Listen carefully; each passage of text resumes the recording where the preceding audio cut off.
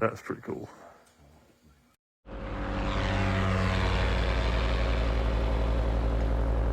The sun rises on the 5th day of the Wingman Challenge. This marks the first day of the second leg, or 3 days of unsupported paramotor adventuring. After a day of much needed rest, all the pilots are lined up early in the day to start off the next 3-day leg.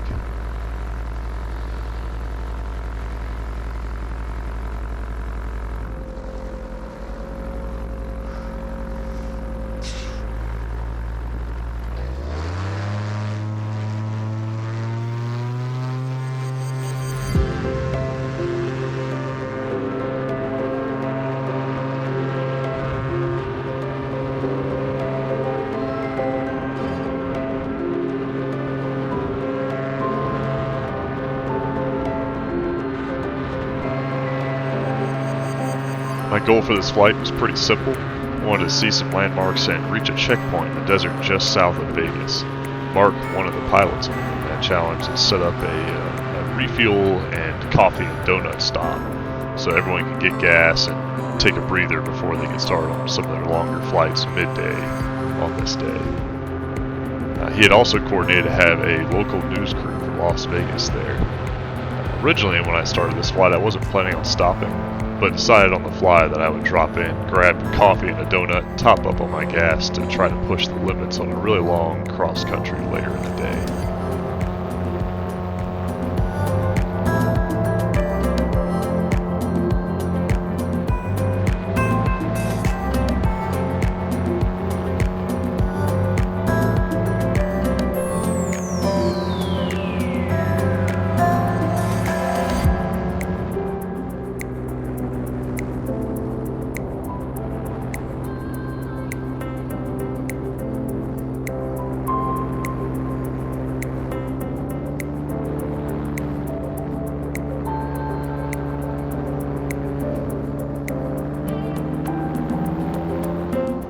Probably the most interesting sight on this short first flight was the 7 Magic Mountains about halfway through. The 7 Magic Mountains is essentially just some giant boulders that an artist set up in the middle of the desert here and painted them different colors and called it a landmark. And a lot of people end up driving in to see them apparently. It was cool to see it from this interesting perspective.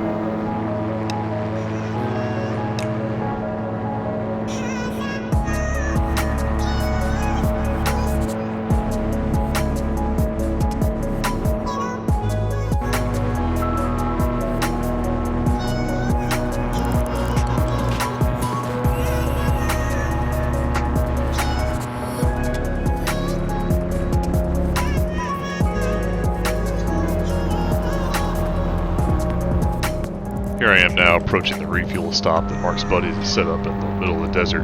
I had made pretty good time and ended up being the first pilot here, but as I was still suffering from my knee injury from 3 days ago, I didn't really trust my landing gear to move without tearing the woods open again, which unfortunately led to this. A real daredevil you can take to the skies with a paraglide. Yeah, it is a sport right here gaining popularity across the nation and here in Southern Nevada. Ryan Maffey shows us what's up. It's a bird. It's a plane. It's paragliders. That's what they call a butt bag. Powered paragliding, an ultralight backpack motor landing. Yep, that was me, biffing a landing on the news. It doesn't get much more humbling than that. I didn't even need to try to protect my knees because I came down on them anyway when I stumbled and fell. But for the flight data, I flew 49 miles in an hour and a half and didn't even get close to draining my 8-liter fuel bladder, so it's really hard for me to give a good estimate on my total fuel consumption. I was itching to get into the sky. I didn't want to waste any hours of this easy flying air early in the morning, so I quickly scarfed down a donut and a cup of coffee, topped off my fuel bladder, and then got in the air, notably forgetting to turn on my GoPro, so that was me just a couple miles out from that takeoff point. My goal here is to fly to the Hoover Dam and navigate through the maze of power lines to get there and do something that you don't really get to see that often on a paramotor. Now, I've been to the Hoover Dam many times on foot, but I've never seen it from this perspective, and it was pretty incredible to be able to fly over it at this low of an altitude. And the sense of scale is just awe-inspiring.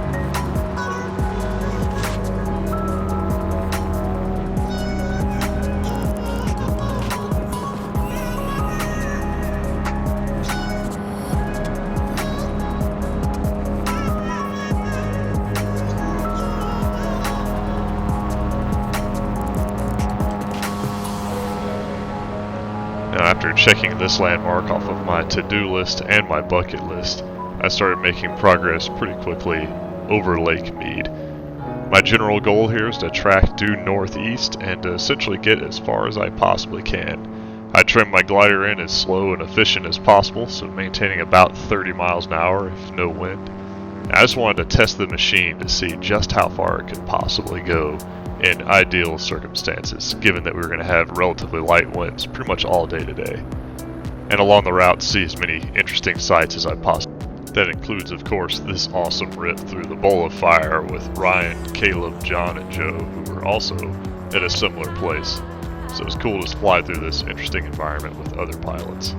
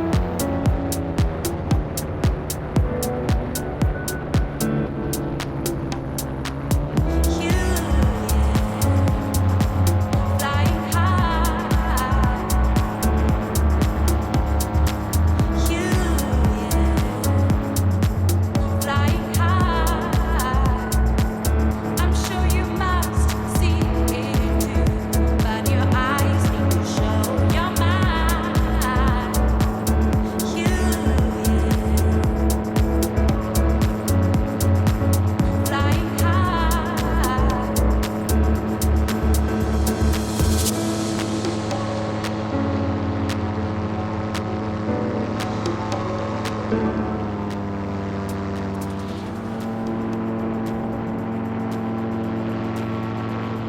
the next landmark that I really wanted to make a point of seeing along my northeasterly trek towards the finish line was the Valley of Fire. I had heard amazing things about it from other pilots that had flown here before, but nothing could have prepared me for just how inspiring this really could be. I wish I had taken more time to actually rip around this and fully explore it, rather than just enjoying it as I passed through.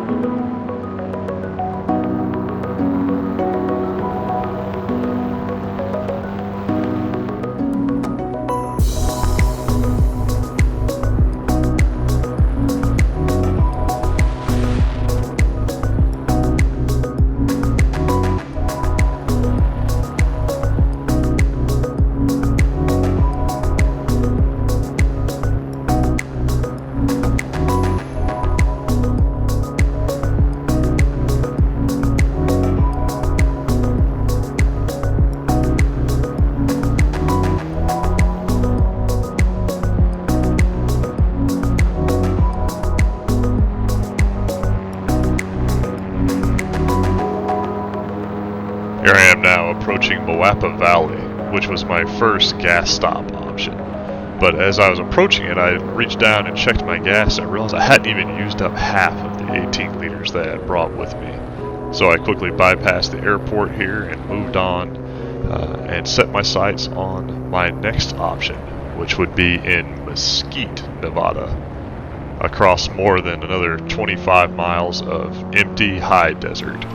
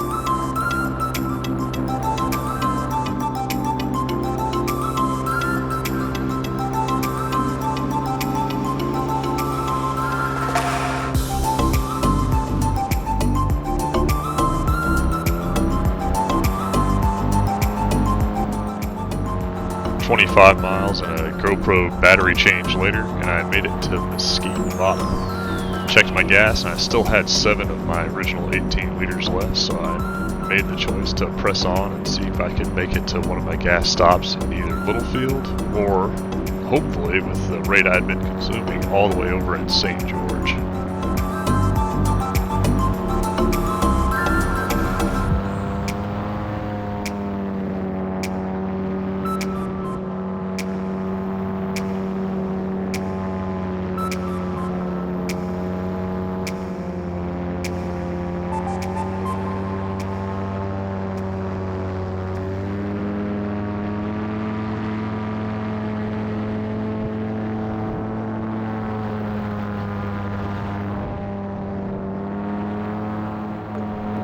My original goal as I got here at the landmark of the Virgin River Valley was to fly through the valley to get to St. George.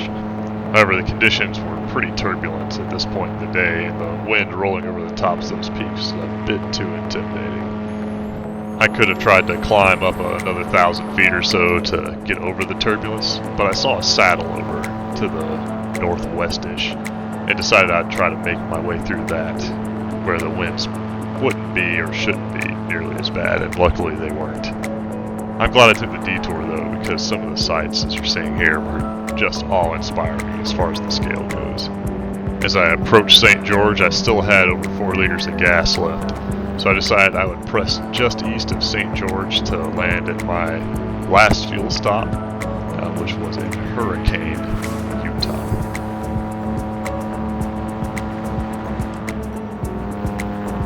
At this point, we were well past noon, and the thermal conditions were pretty rough, especially in this environment. I was really impressed with the high hang point harness and the warp 2 and how well they just handled eating the turbulence. It was really confidence inspiring.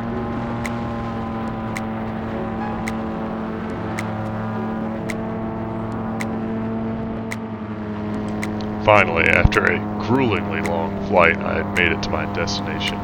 It was still pretty thermic, so I wanted to time my approach carefully so I didn't get hit too bad with my landing, as it'd be a real shame after such an awesome flight to biff it.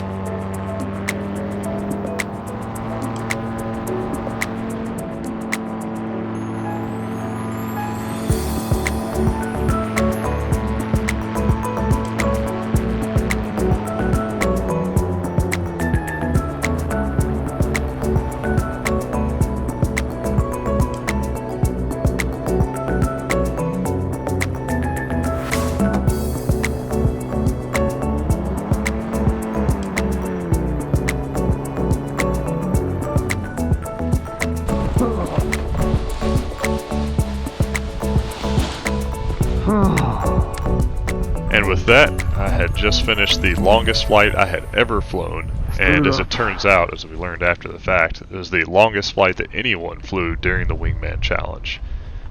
Significantly more than double the next longest flight. I was in the air for 6 hours and 12 minutes, flew over 166 miles at an average of 27 miles an hour, an average of a 3-mile-an-hour headwind due to the stronger winds towards the end of the flight.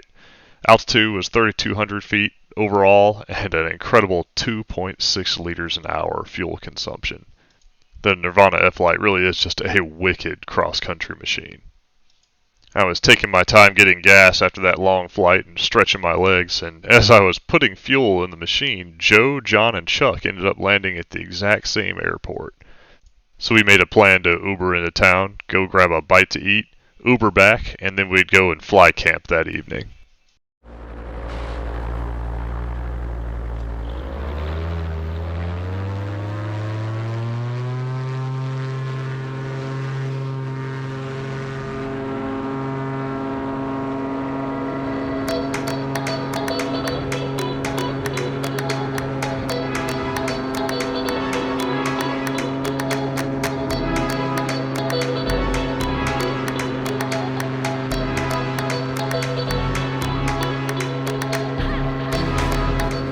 Now, we had no idea where we were going to camp.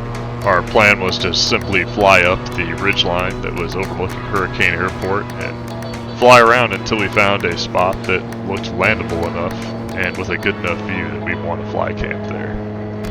This process took a little longer than we anticipated. We were in the air for probably 15-20 minutes, but we eventually found a landable spot with a pretty good view over St. George.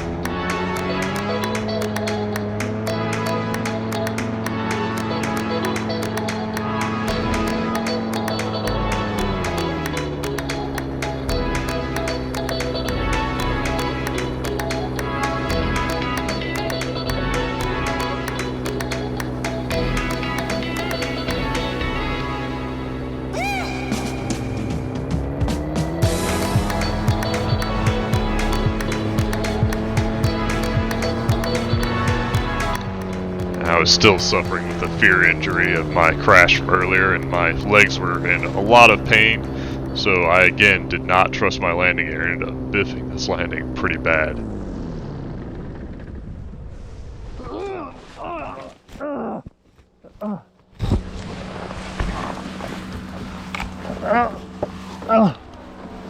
And the crash wasn't too bad, but I did come down on my knees and unfortunately reopened the wounds again. But what I had realized, what I was really worried about, was if I had messed up my gear, we were stuck on the top of this completely inaccessible terrain overlooking St. George.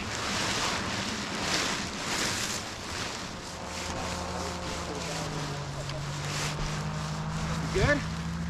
I don't know. Is my gear fucked? No. Doesn't look like it. Okay. No, look. Jay, I think you took all of it. Yeah. Knees all right? No. Ugh.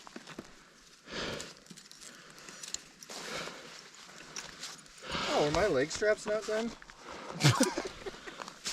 My landings are off. No, After Chuck also landed, we quickly dropped all of our gear, ran over about a half mile to an overlook, and enjoyed the sunset from the vantage point that you can really only get with paramotor camping. From there, we pitched our tents, set everything up, and went to bed for a gorgeous night's sleep under the stars, getting ready for the next day of the Wingman Challenge. Thanks for tuning in, and we'll see you in the next one.